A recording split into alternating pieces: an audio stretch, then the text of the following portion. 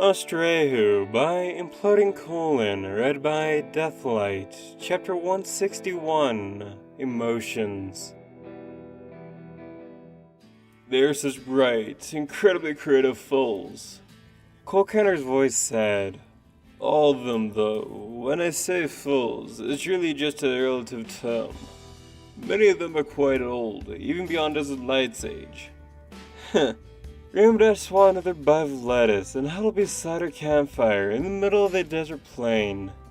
The purple haze of night lingered overhead like a glass window overlooking a forest of fireflies. And you haven't seen them in forever?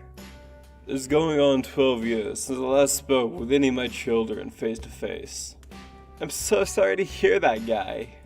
Rainbow said, took another bite, and murmured, May I ask if there's some reason? Not a reason, a mare. Oh. She nodded slowly to the shadows beyond the flickering fire. You and the missus don't see eye to eye? We hardly see eye to flank. Youch! I can't rightly blame her.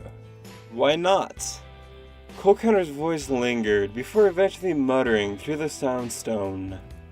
She is, without a doubt, the most loyal, honorable, and law-abiding citizen Darkstein could ever hope for. So in other words, she talks like a brick and has the emotional scope of an oak tree. Rainbow said, then immediately blushed in the firelight.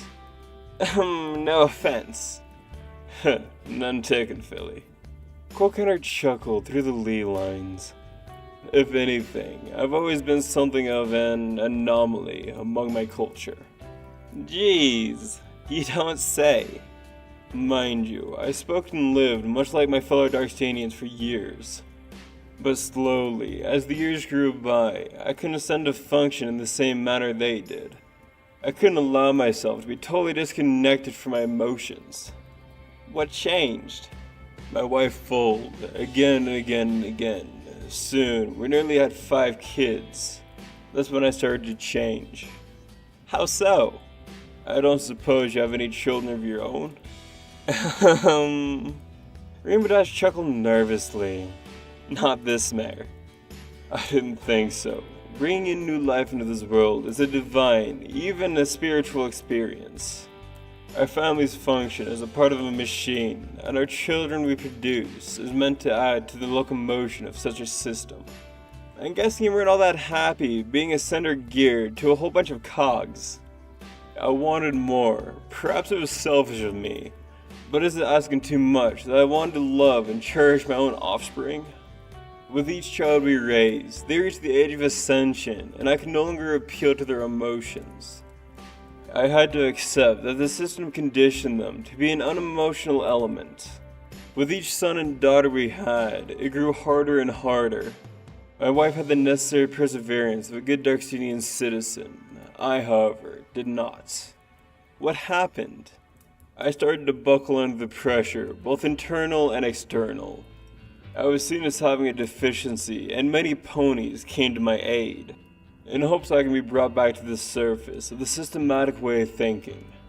So long as I was letting my emotions get the best of me, I was a defect to the industry.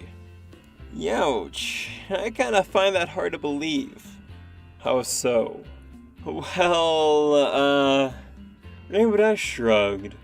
To be perfectly honest, CC, I don't exactly find you to be gushing with emotions. By Darkstanian standards, I'm a drama queen. Rainbow munched one final bite of her lettuce and rolled the rest of the supply up in her saddlebag. She gulped and chuckled. Well, I buy the drama part. I'm a bit brain-fuddled on queen. Eventually, it got to the point where my wife and I couldn't agree on the simplest of things. When a Darkstanian household is imbalanced, it affects all those who are related. So, how did you get all the way out here? Simple. I was always working for the military, as a guard and a protector of the peace. I felt that the best thing to do for my wife and offspring was to move out to the farthest reaches of the kingdom. What the hey for? Divorce may be allowed in some cultures, but it doesn't have a place in the Darkstanian dictionary. My wife and I are still bound By moving the defective element, myself, far away, I maintain that our marriage still stands. And all members and products of the union continue to have their function in the industry. Wow, that really sucks. Rainbow Dash muttered, "That sucks even more than sand." Truly? Well, almost. Rainbow gulped and laid her chin down on her hooves. It must be really lonely for you, C-squared.